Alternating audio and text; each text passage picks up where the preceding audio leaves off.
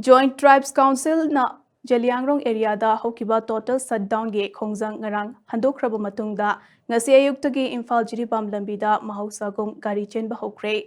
press na fangba pawmagi matung ina ngasi ayuk pung 8 tagi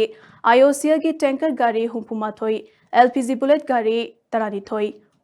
malpuba truck yankhai taret punna gari chama kuntra henbana ahanba trip oina Imphal gi damak Jiribam thadokhe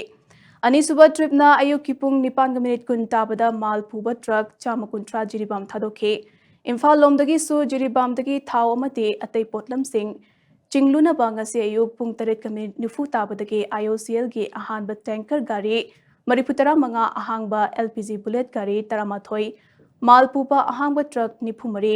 punna gari chama yankhai Jiribam ki tamak Imphal thadokhe loinana ahangba pickup truck chama tara taret amaso Khongsang Railway Station dagi cheng amate cement yauna atai potlam sing chingluna ba khongshan ba hokre hari Nakalamaromda nahan khudak tagi hokiba shutdown aduna maram oiraga none da pallaga leiramba IOCL gi tanker gari nifumapan LPG bullet gari kunmare malpuba truck chama tara humdoi punna gari chama marifuttaruk amade khongsang da panduna leiramba malpuba gari